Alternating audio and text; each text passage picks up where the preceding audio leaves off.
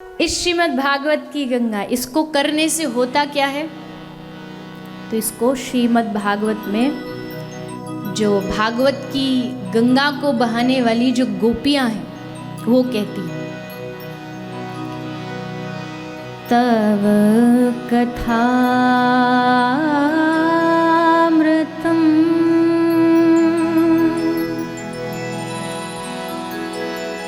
तप्त जीवनम्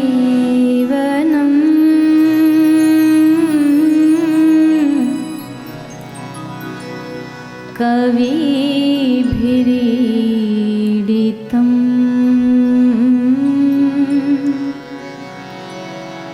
कल्मषापहम्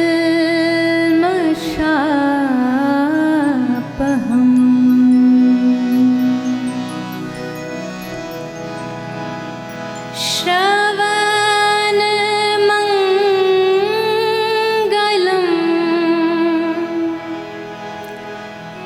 श्रीमदाततम्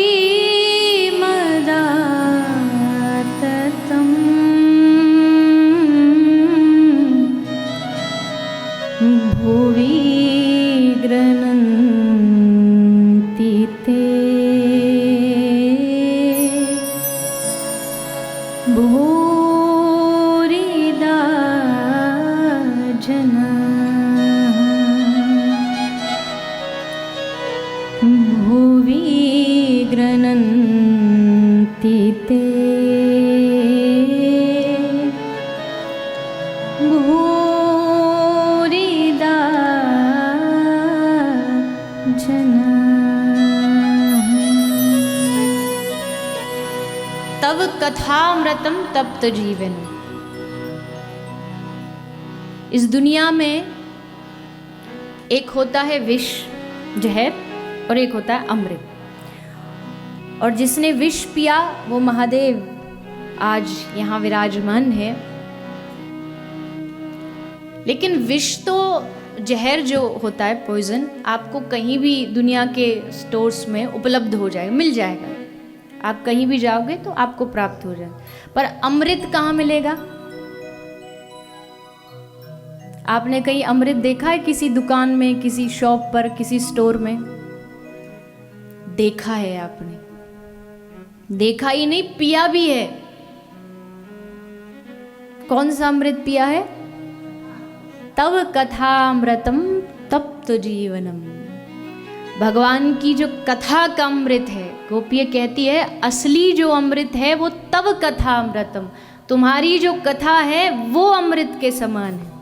कि जो इसका एक बार पान कर ले, उसके पान करने के बाद सदा सदा के लिए अमरत्व को प्राप्त हो जाता, सदा के लिए अमर हो जाता। अमर मतलब शरीर से नहीं, शरीर से तो दुनिया में जो आया है सो जाएगा, राजा रंग फकीर, जाना तो सबको पड़ेगा। लेकिन अमर किस लिए हो जाता है? जैसे उदाहरण के लिए मीरा आज भी अपनी भक्ति से अमर है, ध्रुव आज भी अपनी भक्ति से अमर है, भक्त प्रहलाद आज भी अपनी भक्ति से अमर है। तो वो कथा अमृत जो है, उस अमृत को हम सब यहाँ पीने के लिए बैठे हैं। और इस अमृत को पीना ही हमारा उद्देश्य है कि इस अमृत को पिए और हमारा जीवन एकदम आनंद से भर जाए। सबसे जरूरी, जीवन में सबसे जरूरी मालूम है क्या चीज होती है?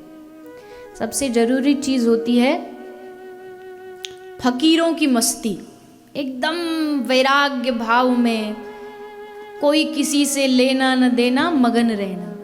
और ये सबको प्राप्त नहीं होती। आज आप किसी से भी पूछो, किसी के भी यहाँ लाइन में अगर रेजिडेंशियल एरिया हो ना, मैं पेन पेपर लेकर के जाऊँ और मैं एक एक घर की डोरबेल बजा के पूछूं आपको कोई जीवन में दुख है, तो मेरी 10 डायरी भर जाएगी पर लोगों के दुख खत्म नहीं होंगे।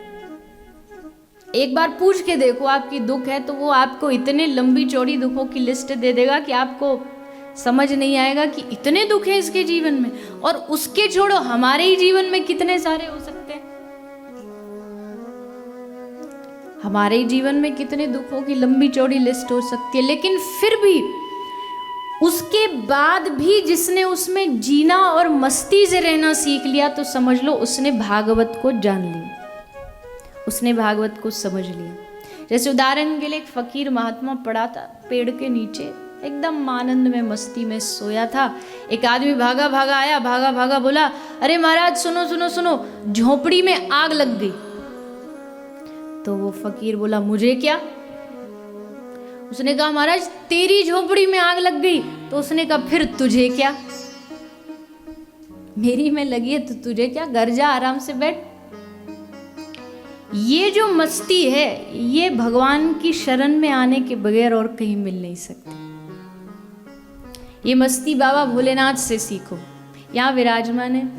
इनके ऊपर कोई पत्र चढ़ा दे तो भी खुश, दूध चढ़ा दे तो भी खुश, जल चढ़ा दे तो भी खुश। जो चढ़ाओ श्रद्धा से स्वीकार कर लेते, एकदम मस्ती में। जो तुम्हारा मन करे वो चढ़ा दो। एक आदमी तो ऐसा कहानी एक सुनाई जाती है, कथा कोई शास्त्रीय नहीं है, वो शास्त्र में नहीं लिखी, ऐसी ही बताई जाती है कि एक चोर चोरी कर रहा था। तो ढूंढते ढूंढते उसने सोचा कहाँ जाऊँ कहाँ जाऊँ। तो एक शिव जी का शिवालय था तो उसमें घुस गया। तो उसने देखा कि ये तो शिवालय है, यहाँ क्या मिलेगा। राम जी के मंदिर में फिर भी थोड़ा बहुत एटलीस्ट गोल्ड नहीं तो थोड़ा बहुत पीतल चांदी कुछ तो मिल जाए। कन्हैया की शायद चांदी की बांसुरी मिल जाती, पर इनके मंदिर में क्या मिलेगा। उसने सोचा क्या करूं। तो भोलेनाथ जी के ऊपर एक पीतल की घंटी लटकी थी, पीतल की घंटी लटकी हुई थी। तो वो चोर आया और आकर के उस घंटी को उतारने लगा। अब उतारने के लिए ट्राई कर रहा है, अब इधर उधर देखा तो कोई चीज़ मिली नहीं। तो भोलेनाथ जी के ऊपर खड़ा होकर घंटी उतारने लगा। तो ये देख के भोलेनाथ जी प्रकट हो गए। जैसे प्रकट हुए तो वो घबराया, उसे लगा कि जो तीसरी वाली आंख है वो मेरे ही ऊपर खुलेगी, अभी तू गया। लेकिन जैसे भोलेनाथ जी प्रकट हुए तो भोलेनाथ जी ने उसको अपने हृदय से लगा लिया, गले से लगा लिया।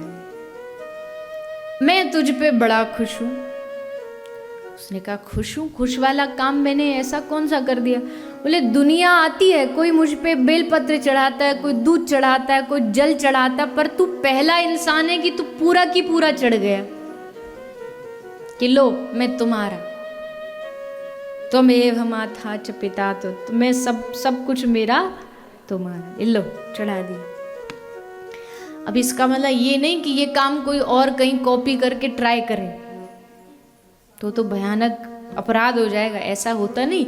बस उसको भोलेनाथ जी को अच्छा लगा कि देखो ये मेरे ऊपर सब कुछ समर्पित कर दिया इसने, कितनी अच्छी बात है। ऐसे भोले भंडारी भोलेनाथ जी। वैष्णवा नाम यथा शंभो, वैष्णवों में अगर सबसे कोई अग्रगण्य है तो वह भगवान भोलेनाथ है। जितने भी भगवान कृष्ण के अवतार हुए, चाहे वो राम अवतार में आए, कृष्ण अवतार में आए, ये जरूर पहुंचे दर्शन करने के लिए। और ये भी पक्की बात है कि जितने भी अवतार में दर्शन करने पहुंचे, इनको दर्शन करने नहीं दिए गए। बड़ी मुश्किल से जैसे तैसे राम जी के पास गए तो बड़ी मुश्किल से, भगवान कृष्ण के पास गए तो बड़ी मुश्किल से दर्शन हुए, लेकिन उन्होंने कभी हार नहीं मानी।